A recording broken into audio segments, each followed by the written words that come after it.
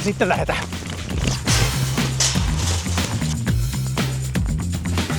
Minusta tuntuu, että apina on koijattu.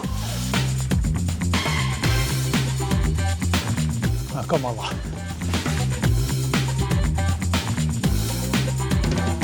Huippukuntoinen mies, mutta pakko hengähtää. Puoliväli. Kohta maalissa.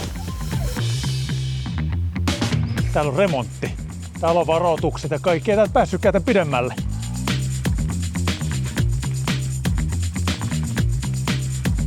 Jos pääset nopeammin kuin meikäläinen, niin me käymään tuossa meidän Kuopion toimipisteessä. Saat ainakin lippiksen kovasta suorituksesta palkinnoksi.